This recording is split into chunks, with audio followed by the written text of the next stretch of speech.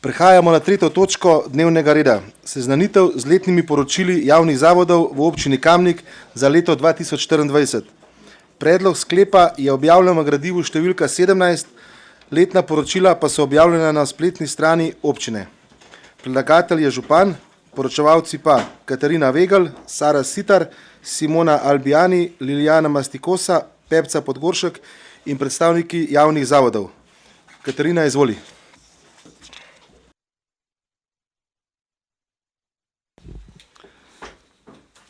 V skladu s 17. členom statuta občine Kamnik se občinski svet danes seznanja z vsebinskim in finančnim poslovanjem vseh 14 javnih zavodov z področja družbenih dejavnosti, katerih ustanoviteljica oziroma soustanoviteljica je občina Kamnik, med drugim tudi javni zavod Zdravstveni dom Kamnik in pa javni lekarniški zavod mestne lekarne, čeprav nista financirana iz proračuna. Vsi javni zavodi so lansko leto zaključili finančno uspešno, se pravi so ustvarili določen presežek. Glede na to, da so na seji danes prisotni predstavniki javnih zavodov, jim lahko zastavite vprašanja vezana na poslovanje posameznega javnega zavoda v preteklem letu. Hvala. Hvala lepa. Odpiram razpravo. Delovna telesa? Ne. Svetniške skupine? Ne. Svetnice, svetniki? Ja. Alenka Jevšnik, izvoli besedo.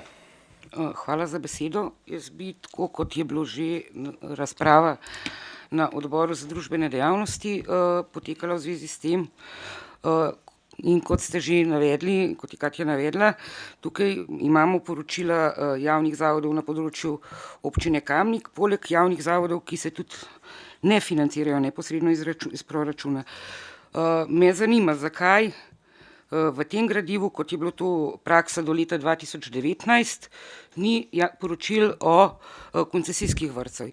Koncesijski vrtci so del javnega varstva in so proračunski uporabniki, neposredno financirani iz proračuna občine Kamnik. Zato bi lepo prosila, zakaj in kakšen je razlog, da ni teh poročil tukaj. Hvala.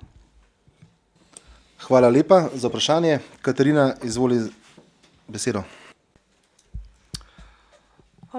Jaz to informacijo danes prvič slišim, da smo do leta 2019, da so se objavljala tudi letna poročila koncesionarjev. Glede na to, da je pač zdaj obravnavamo javna poročila javnih zavodov, katerih ustanoviteljica oziroma soustanovitelj občina Kamnik.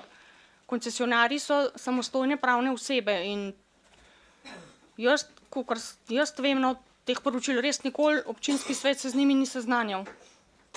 Glede na to, da imamo pač še druge koncesionarje, sam na našem oddelku jih imamo 10 z področja zdravstva, enega še z področja socialnega varstva. Sam teh poročil res nikoli nismo dajali na občinski svet. Vsaj, kakor se jaz spomnim.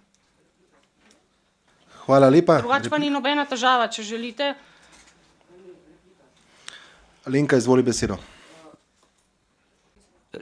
Lahko potrdimo, tukaj je tudi na odboru za družbene dejavnosti, lahko potrdijo člani, ki so tukaj, da je recimo konkretno in je kolegica Jelka Golob rekla, da to lahko povemo, do leta 2019 oddajala redno koncesijska poročila, zakaj tega po 2019 ni več, ve občinska uprava.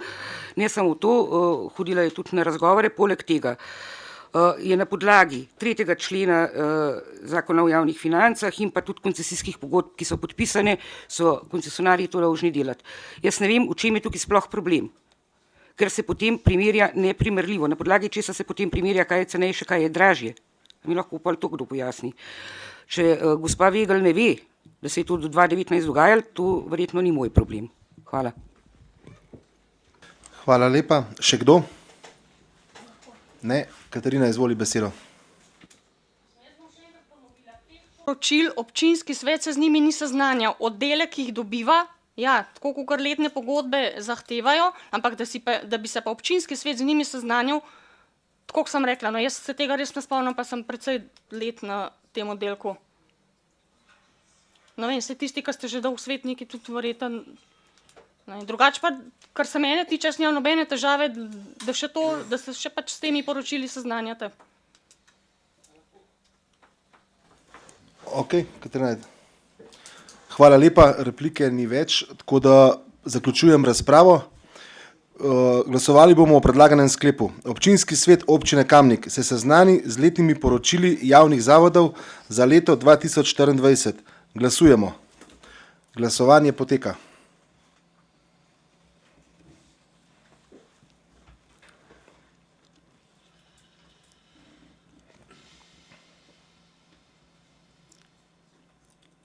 Ugotavljam, da je sklep sprejet. Za je glasovalo 27, proti nihče.